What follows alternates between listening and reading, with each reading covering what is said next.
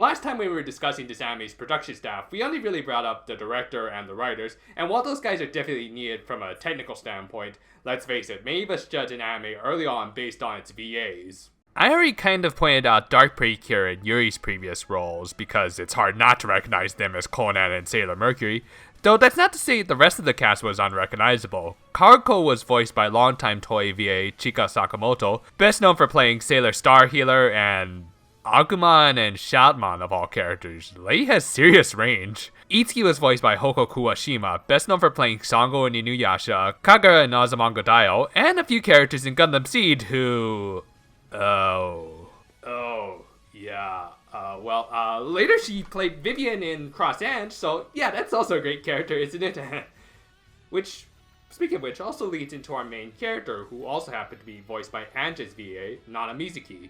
Right now, she is one of the more sought-out VAs thanks to having the 1-2 combination of being both a good actor and a singer. In fact, when this anime was airing, her star was already on the rise thanks to having just finished playing her breakout character, Faith Testarossa, for all 3 seasons of Lyrical Nanoha, which she also provided the excellent OPs for. Still, as great as Faith is, my personal favorite Lyrical Nanoha character is her evil clone, Levi.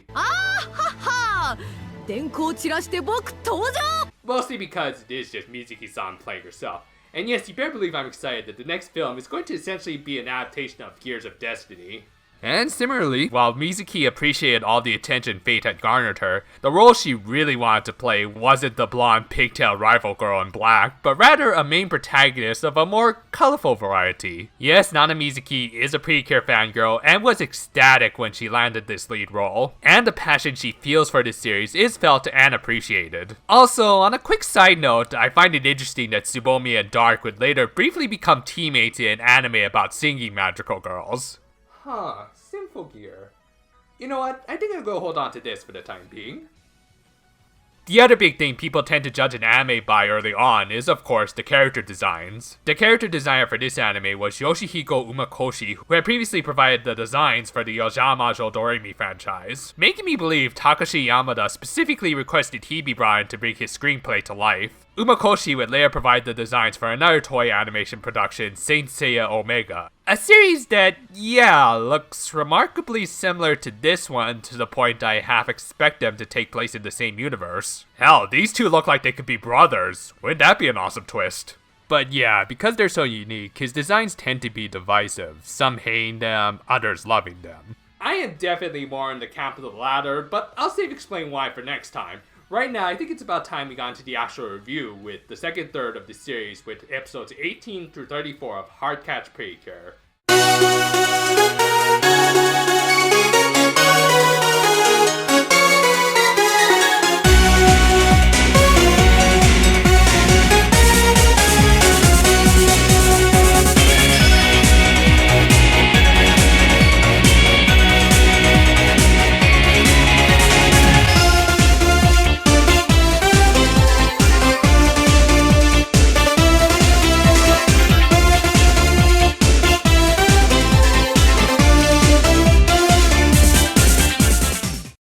While the first 2 episodes we've got here are technically filler, they're at least entertaining. First, we've got the Precure dealing with their classmate... Cashern? Okay, I know I just said I liked Umakoshi's designs, but seriously, dude, you don't have to make everyone look like a Tatsunoko character. I mean, if you really have to, could you at least give us maybe a Toronto or something? That'd be nice. Anyway, while running an errand for class, they end up paying Cashern a visit. Erika's hesitant to see him because she's heard many tales of him being a dangerous thug boss who has likely ripped the heads off of a few robots here and there, and even experienced his death glare firsthand. Tsubomi, however, doesn't see where she's coming from, and sure enough, when they see the mansion he lives in, it's clear that he lives anything but the thug life. Oh yeah, and his mom, who tries to act like she's below the age of 18, is voiced by Kikuko Inoue. I don't even think I have to make a joke about that. Okay, maybe one. 17 です。 Anyway, as it turns out, Cashern is actually a big softie who wants to become a mangaka, and as his first project, he's trying to make a Precure doujinshi. Well, good sir, I'll have you know that I know a thing or two about Precure books, so let's just see what you have to offer. しかしキュアブロス様には片思いの相手がいた。その相手は花を愛する寡黙な男ケン。 Oh, self-insert character. Well, I think I'll just move on to the next table. Seriously, this guy tries to write up a story where the Precure are fighting over him. Dude, do you not know what 90% of Precure doujinshi are made up of? Then again, this is a Yone Mura episode, so, you know, maybe this is a reflection on his own tendency to write dairy stews. Nah, there's no way he'd be that self-aware. But yeah, anyway, the main conflict of the episode was of Casherin trying to hide the fact that he wants to become a mangaka from his mother so as not to worry her. Considering the many horror stories I've heard about the manga industry, yeah, it's not an unreasonable concern. Obviously, he becomes a victim of the week, which leads to one of the funniest battles so far in this anime.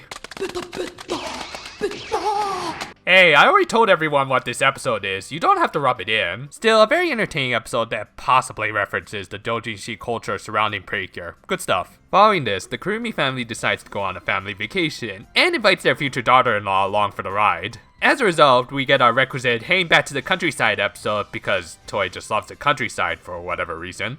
Well, okay, it's kind of understandable since Japan is a country that still highly prides itself on its agriculture. Unfortunately, as is so often the case, such tends to lead to the creation of old codgers who can't let go of the past. An old client of Mr. Kurumi's was having arguments with his daughter about her wanting him to move into the city with her and her soon-to-be husband. Again, this is a plot point that often gets tagged on with the whole going back to the countryside episode. In fact, they would do a very similar plot in an episode of Smile Precure a couple of years later, but it's still an interesting look at the generational gap problem that remains rather prevalent in Japan. In fact, I kind of wish this episode focused more on that than all this damn photo talk. ここは新規臭いからもっと自然のあるところに行こう。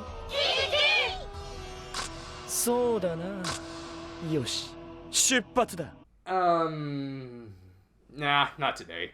This episode also sees the return of the Red Sea power-up.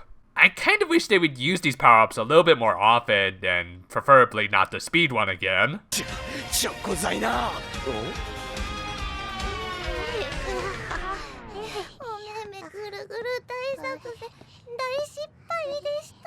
And if they're going to tap into the Speed Force, I kind of wish they'd use it better than Barry Allen. But yeah, now we can move on to an actual plot-relevant episode. Thanks to the power of the heart seeds the Precure had been collecting, the Great Heart Tree was able to give birth to a new fairy partner, Popuri. We also get a brief glance at the real big bad of this series, Dune. Come on, I just held back on the tenant joke. You gotta give me this one at least. But yeah, essentially Dune tells his underlings to get to work and find the Great Heart Tree. Dark Precure does manage to stumble upon it, but...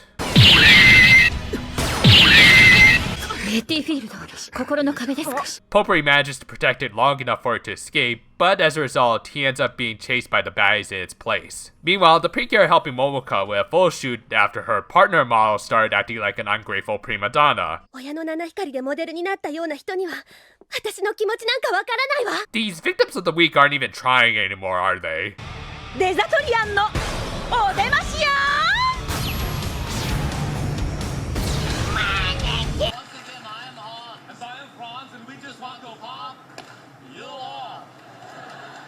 During the battle, Kumozaki and Kobacha join in and ambush our heroines and almost defeat them until Popuri uses Mirror Force to save the day. With his help, they manage to rescue the very unprofessional model who likely wasted a ton of her agency's time and money. Seriously, the civilians in Precure are way too forgiving sometimes. And the girls are left wondering who Popuri's partner might be. Following this, the Desert Apostles discuss their next course of action. 数が多ければいいというものではない。 Actually, didn't you guys almost beat the Precure in the last episode by teaming up? But nope, Sabaku approves of this asinine little plan. Oh, but what do I know? This is, after all, the same bad guy who recalled Dark Precure when she had Tsubomi and Erika on the ropes. Anyway, the actual episode focuses on Popuri trying to find his partner. And well, let me put it this way. This episode has so many facepalm-worthy moments in it that I do suggest putting on some facial protection at this time, just so that you don't leave a huge gash in your face. Alright then, let's proceed.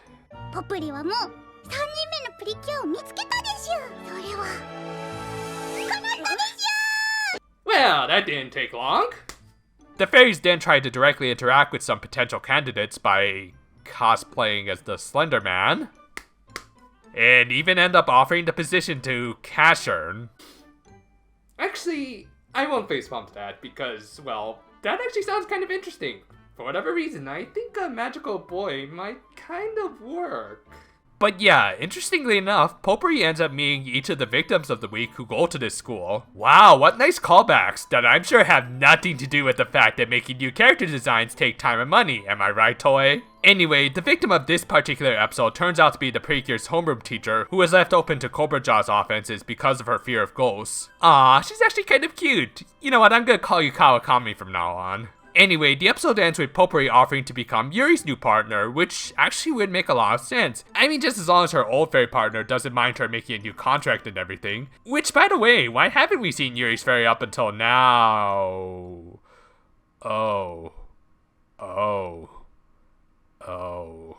Yeah, Yuri turns him down, likely not confident in her abilities as a Precure anymore. The search continues in the next episode, along with Tsubomi addressing the little issue of her commuting between two clubs. Yeah, just in case you forgot, like Erika and probably the writers, Tsubomi is also a part of the gardening club. Fearing that she might lose her dainty little flower, Erika decides to put her club activities on hold and tag along with Tsubomi. Not exactly sure what these girls are going to do without either of their presidents, but again, Yonemura script, so... Consequences, schmonsequences, as long as I'm rich. They meet the impossibly clumsy club president. Seriously, I don't even know what the hell's going on here. そちらはつぼみが副部長を務めるファッション部部長黒見エリカです。よろしくお願いします。 Don't even think about stealing my waifu! As their next big project, the club was going to make some green curtains for the school, and things go rather swimmingly. That is until a sudden typhoon hits, which, as it turns out, was the result of Kumojaki practicing a new fishing move. 燃えるぜよ台風よもっと吹き荒れて草木を吹き飛ばすぜよ This hand of mine glows with an awesome power!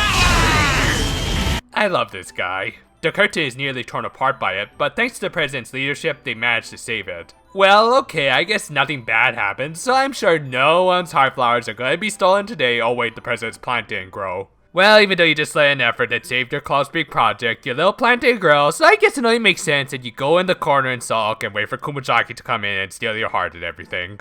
Yeah, see what I mean when I say these victims of the week are kind of a mixed bag? Well, whatever, they defeat the MOTW rather abruptly, and Tsubomi manages to master a new technique to counter Kumojaki, so yeah, that's actually kind of cool. And the episode ends with Itsuki picking up Potpourri, giving him the impression that she's likely his partner, as even the episode's title infers. Yeah, seriously, this title focuses entirely on this very brief scene near the end, as opposed to the actual conflict of the episode. I think they were trying to make the club president a red herring, but no, just no. Anyway, with Potpourri fully convinced that Itsuki's going to be her partner, Tsubomi and Erika decide to help scout her out, or rather, stalk her essentially. Wow, this anime just keeps teaching the kids such good lessons, doesn't it?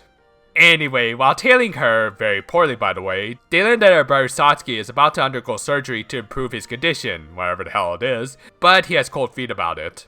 Which is understandable considering the poor guy has had to suffer through constant distress from never being healthy, judging by the flashbacks, when even as a kid he was as pale as snow. However, as we'll later see, there's a little bit more to it than that. In the meantime though, Potpourri decides to take the initiative and tries to force the poor girl who's currently struggling with brother issues into a contract. Don't worry, Itsuki, I've got the squirt ball ready. Itsuki at first actually likes the idea of getting herself some well-made cosplay out of the deal, but hesitates when she learns being a protector of people is part of the whole Precure job description, to which she believes she's highly unqualified to fulfill such. Yeah, in spite of how much good work she's put in as the student council president, her recent failed attempts at cheering up her brother have really taken a toll on her self-esteem. Now, you'd almost think she's gonna become a victim of the week again, but nope, Sasori decides to go for Satsuki instead in a legitimately very creepy scene. The resulting Desertrian proves to be surprisingly strong considering its host. I mean, I get that Satsuki likely has some muscle memory based on what little martial arts training he could do, but still, when you spend that much time in a hospital bed, I don't think you should be that skilled. Whatever, through it we learned that Satsuki actually fears something even more than the actual surgery, disappointing his sister. He realizes she idolizes him and doesn't want to betray those expectations. In turn, the sister hasn't really seen herself as being worthy to live up to his mantle. Yeah, probably the best thing that should be said to these siblings is... You two need to chill! Wanting to protect the Precure from the embodiment of her brother's insecurities, Itsuki steps in along with Potpourri. And sure enough, it doesn't take long before the two form a bond and a new warrior is born. 日の光浴びる一輪の花キュアサンシャイン In spite of being more of a barrier warrior, Itsuki's able to defeat the Desert Treant on her own, likely due to the fact that she knows the ins and outs of the fighting style it was emulating, and thus could counter all of it. And she finishes it off with her weapon, tambourine. Okay, Toy, if you're gonna force your toys down the throats of your audience, then at least be a little bit more subtle about it. Also, Fluttershy does it better. Anyway, that whole fight actually bleeds into the next episode, and thus we end up jumping right into the next story with the heart tree beckoning the Precure to it. In order to get to it, the fairies take a page out of Super Mario World and transform into capes. Oh, I need a cape.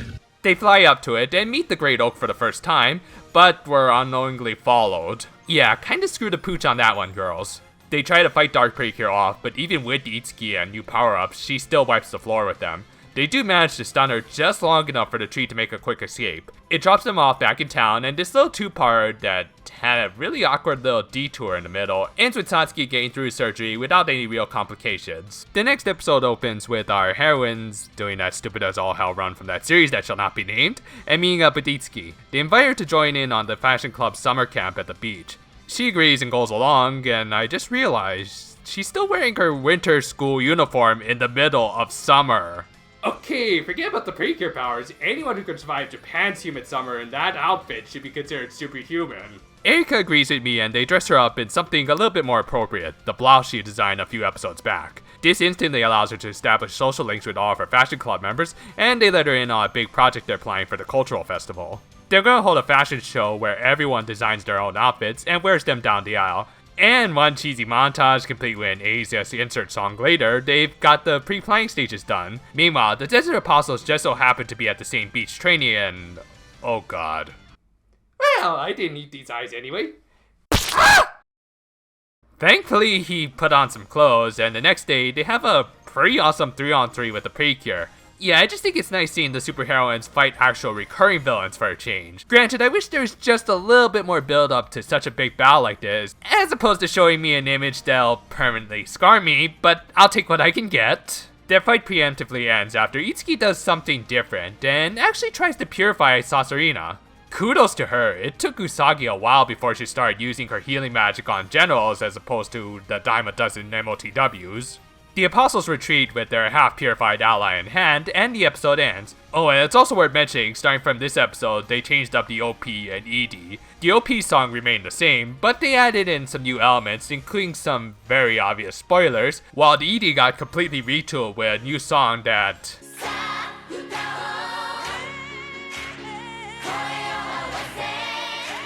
sounds a tad bit too Christian rocky for my taste. Following up on this, we get an episode where the writers decide to just forget about undertones and just do a full episode about a girl dealing with her sexual orientation. Oh wait, Tamao, why don't you go German suplex someone or something? Go look up her voice actress, you'll see what I mean.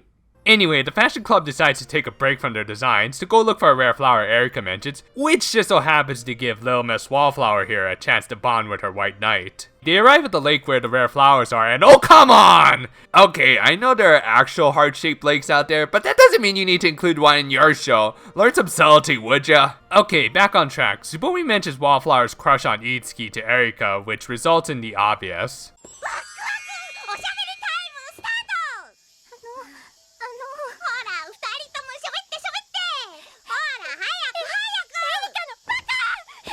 26 episodes in, and this girl still doesn't even know where in between the lines is, much less how to read it.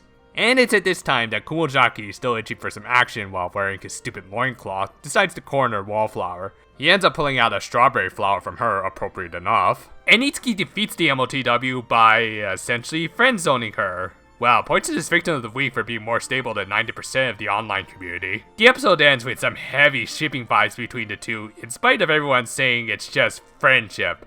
Yeah, of course it is. Episode 27 sees the team take a trip back to Tsubomi's old hometown in Kamakura. By chance, Erika ends up asking what Karuko's maiden name was.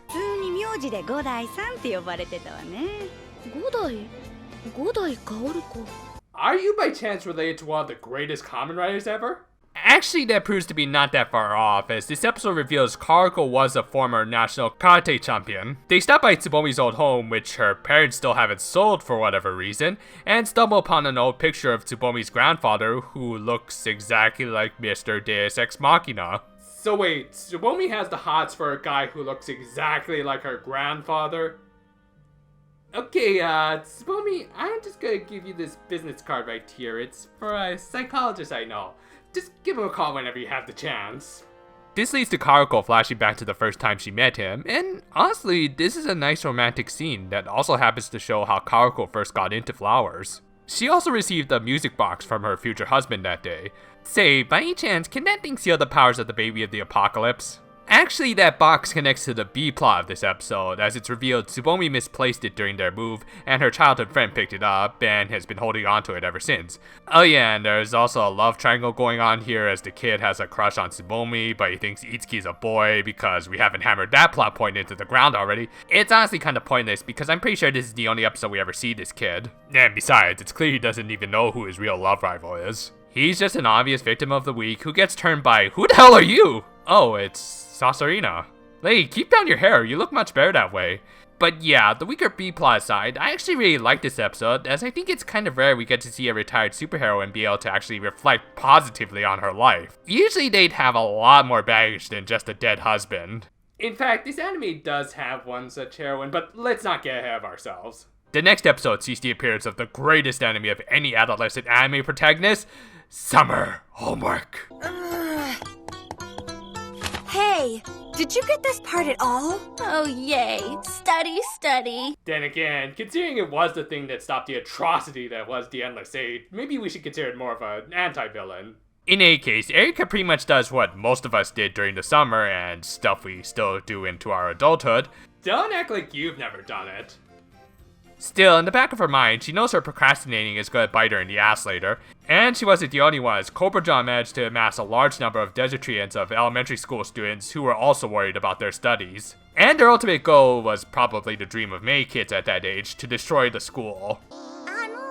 良ければ中学校 Have I ever mentioned how these girls are such great role models? Okay, obviously Erika learns the importance of studying by the end of the episode, and is ultimately the one who defeats the amalgamation of all the Desertrians by using a strength power-up, as opposed to the speed power-up that they've kind of been spamming throughout the series. While this is mostly just a goofy filler episode, at least it has a lot of action, so I really can't complain. Except for maybe this little bit at the end. 大勢の子供たちを助けられてよかったです。ってことは大量の心の種をゲットできるです。プリプリプリプリリンプリリンプリリンプリリンプリリンプリリンプリリンプリリン。Diarrhea. What does it say about my life when I get in front of a camera to talk about stuff like this? Oh boy, maybe I should just switch to reviewing something like Yowamushi Pedal here, or oh wait, this is the next episode. The Precure were getting ready to welcome back a classmate who decided for his summer project he would bike his way all the way from Kyoto to Tokyo, which according to Google Maps is about 280 miles.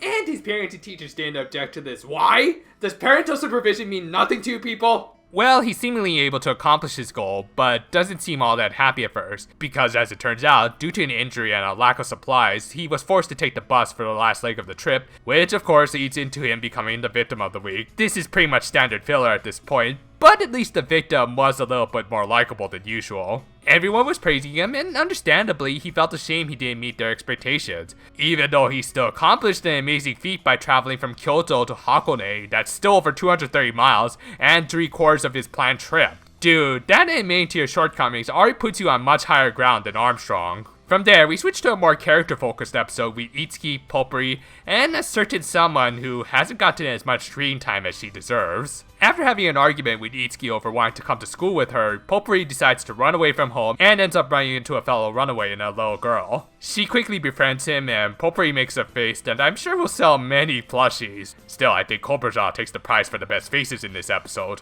But yeah, this is your standard character running away from home plot, and it's honestly kind of hard to get behind these runaways because, to be quite frank, they're acting like little brats. No, the real highlight of this episode is the person who first stumbles upon them, Yuri, who for the most part up until now has been a bit of a stick in the mud. Here though, she acts like a nice older sister who in no condescending manner manages to convince both kids to go home. It's nice seeing this side of Yuri that we haven't been able to see due to her needing to be stern in order to drive her somewhat pupils. Unfortunately, they end up running into an MOTW made from the girl's mother's heart flower, but Itsuki is able to help make the save. She ends up meeting Yuri for the first time, which leads to her going back into her stern mode, but again, at least it's justified, especially here since she knows what it's like to lose a partner.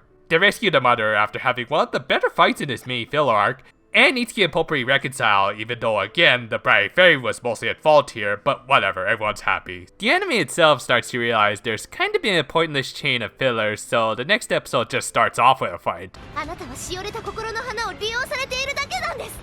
元のあなたに戻ってください。 We're not even gonna explain who you are or what your deal is, and just be as vague as possible, even though this dialogue feels very unnatural. Yeah, this is what happens when you guys putz around with filler for several episodes. You end up rushing through stuff. Looking at you, Yatterman Knight. After this latest defeat, Sasarina is feeling slightly less evil than usual. Apparently, even though Itsuki didn't fully purify her, she was still considering reforming herself. Meanwhile, while wandering the planet, Tsubomi runs into Yuri.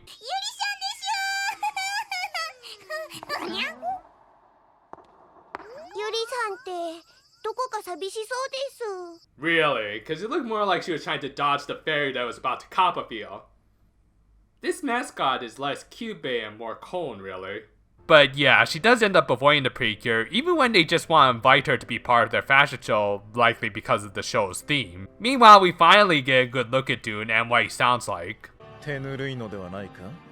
もしかして貴様 Sounding a little bit on the Green River-ish side there, dude. あとボイスがグリーンリバーだとさらに 90% アップ。始まりからしてすでにアウト師匠。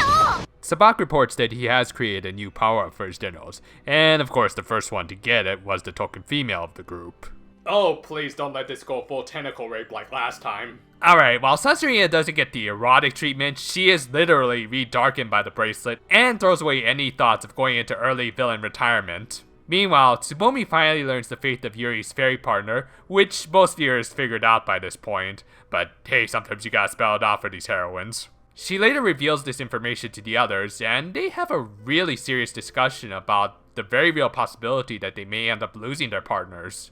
It's pretty powerful stuff, especially for a kids show. These girls are essentially soldiers in a big war, so this should be a genuine concern. And admittedly, it's kind of ruined by this forced comedic cutaway. Would it really be a tragedy if we were to lose the pooping fairies? Anyway, obvious victim of the week gets attacked, this time an academic rival of Yuri's, and at this point, the Precure are so overleveled that this guy isn't even a challenge, and it takes less than a minute before Tsubomi delivers her usual speech for the episode that sets the Desertrian up for defeat. Seemingly just as tired of how repetitive this has gotten, Sasarina decided to change things up by using her new upgrade. And thankfully it didn't involve anything that might have raised the age rating on this show, and instead just allowed her to take direct control of the Desertrian, thereby locking out any sudden face turns. The new Super Desertrian proves to be an actual challenge and even traps the Precure in what's soon to become an outdated format, and the fairies try to come in and help. Alright, I see what they're trying to do here. They're trying to prove Yuri's concerns wrong by having the fairies work alongside their partners to save the day by doing absolutely nothing as the Precure were able to break free on their own. Okay, I get that they're trying to show how the bonds between the Precure and their fairies make them stronger and all that jazz, but still, this whole fight that was supposed to showcase a new villain power-up just felt so rushed as the Precure then suddenly pull out a new triple combination attack that they had only started practicing that morning. I'll address my issues with this episode at the end, but I'll just say right now, this episode was all over the place. The next episode opens with our heroines already fighting the final boss. Jeez, I was going to say the pacing of these episodes was off, but I didn't think they would actually try to pull a Gintama 150.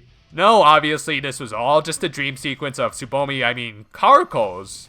Okay, that's unusual, but I do like it when they work in the retired heroine when they can. And she has to get involved when our heroines ask her about the location of the next big MacGuffin, the Heartcatch Mirage. Through this, we learn a little bit more about her backstory and how she managed to fight Dune to a stalemate by using the Mirage, but also ended up overclocking her powers. Not wanting the current team to make the same mistake, she denies them access to it. Obviously, that doesn't discourage our heroines, and even Yuri pulls for them to get it. Thus, they head to a portal that I hope is at least in the employees only part of the botanical garden, otherwise that's going to attract some unwanted attention. And the team enters what's called the Precure Palace to begin their trials to attain the Heartcatch Mirage. Inside, they encounter Karko, who they had left at the portal's entrance. Geez, Granny is pretty spry for her age. For their trial, they must defeat a Precure of a bygone era. However, considering her hip isn't what it used to be, Karko instead decided to sick her late husband on them. They have a kind of short but really good fight with Gramps, where through teamwork they eventually defeat him, and he reveals his true form.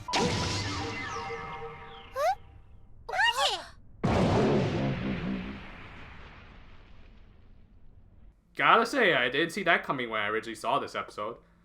So wait, Tsubomi was attracted to a guy who looked exactly like her grandfather, who also turned out to be a big, derpy fairy. Yeah, Tsubomi, just forget about the psychologist and just go have yourself committed at this point. それはきっとコッペ様の優しさなのよ。妖精はパートナーの力になりたいと。Yeah, you can try to make this sound as heartwarming as you want, but it's still kind of creepy. With their trial over, the team acquires their big piece of plastic power-up, and thus we enter into the final two-parter we'll talk about before ending this review. Tsubomi believes they could use the Mirage to restore Yuri's powers, but she says that's impossible since her heart flowers have already long since wilted. It's here that we see a little bit more of her last battle as Moonlight, including the fate of her fairy partner, Cologne, who was pretty much doomed to die the minute Akira Ishida was cast as his VA in a toy production. Koro!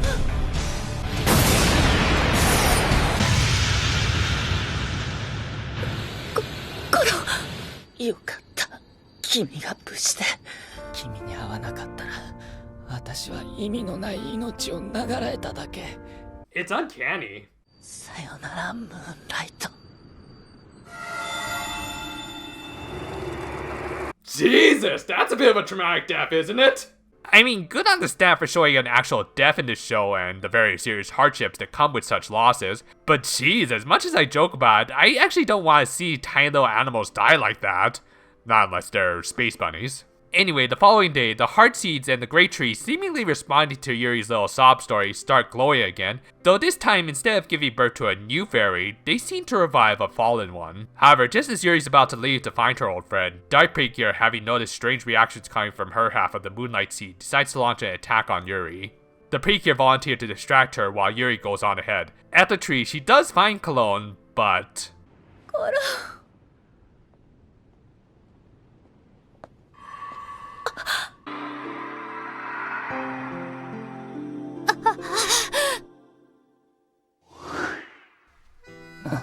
I swear, I didn't expect to take the Wizardmon parallels this far. Again, we get some more good introspective into Yuri as a character as we learn more about how difficult it's been for her to move on from Cologne's death. Cologne essentially tells her she was a great Precure and can be one again with some help from the Heart Tree, and seeing the others struggle against Dark gives Yuri the resolve to take him up on that. Using the Heart Pot's lid as a transformation trinket, geez, that's different, and the seeds they've collected so far to supplement her broken Precure seed, a fallen warrior makes her long-awaited return. 月光に冴える一輪の花。キュアムーンライト! Episode 34 is basically one big battle throughout, with Dark Precure finally being put on the defensive for once by Yuri. すべての心が満ちるまで。私は戦い続ける! Yeah, I always thought Ami would have made a better Moon Princess than Usagi. You have no idea how long I've been holding that in. Seriously, there's not much I can say about this episode other than that it's a really good battle as the Apostles even join in to make it a 4-on-4. It's a fantastic introduction to Yuri's abilities, and while she does make the younger team look weaker by comparison, it's at least justified in seniority and all that, and it's not as though they don't pull their own weight too. Though an interesting thing is that in the middle of all of this, Sabak appears personally just to recover a defeated Dark for some reason. Could this perhaps be building to something? Well, in any case, the episode ends with Yuri sharing some final tearful farewells with Cologne, and her officially joining the fashion show after Erika somehow perfectly eyeballs her measurements. I imagine many an otaku trying to read Erika's lips here. Thus, we end the second third on a really high emotional note. Good thing too, because everything else was kind of middle of the road. I mean, I don't think there were any truly bad episodes, which is more than I could say about Fresh's mid-season, but it still felt a little underwhelming. There was quite a bit of filler during this mid-season, and while some of it was genuinely entertaining, it didn't really progress anything. I mean, I know filler is kind of a necessity for long-running shows like this, but they could have also used some of these episodes to slowly develop subplots like Sasarina almost pulling a face turn. How much more of an impact would this scene have had if we had seen more of Sasarina waning away from the forces of evil and becoming a good person before forcibly being brought back to the dark side? That and getting the Cologne is dead plot point out of the way sooner might have helped prevent episode 31 from feeling so cluttered with a million things going on at once. Though, the biggest problem here in my opinion was Itsuki's very disjointed Precure introduction, which is a real shame because I do think she's a good character. But when you really look at it, there weren't a whole lot of episodes focused on her after she became a cure. Hell, one of her first episodes of Sunshine was interrupted when they had to take part in an out-of-nowhere escort mission. From there, she did almost purify Sasarina and... yeah, nothing much else other than having an argument with her bright fairy. It almost felt like the writers had already run out of story ideas involving her as they even had to retread some old stuff. I don't know, it just felt like there was some untapped potential, especially following what should have been her big debut. Again, nothing against Itsuki and more against the writers who didn't know what to do with her and ended up underselling her abilities. Thankfully, this was not the case for Yuri. This series up until this point was slowly and effectively building up Yuri's return, and she did not disappoint. What I especially loved about all of this were the nice little subtle touches they gave to her arc. Just through her facial expressions alone, we could really read into how deep her war wounds were. And yet, in spite of what she would verbally say, we could see that she also wanted to return to the battlefield, devoted to make sure no little girl would lose their mother. I'll expand more on what I thought about her character arc, as well as everyone else's next time, but needless to say, her arc helped drive this okay but not great second third. On a last little side note, a couple of the better episodes here were written, surprisingly enough, by Shoji Yonemura, the Dojishi author episode, as I kind of pointed out, and Karuko's past episode. Though, I seriously doubt he'll be able to pull it off again. I mean, like, if you were to make, like, a couple of the best Precure episodes ever, then I'll eat this bandana. Ow! What the?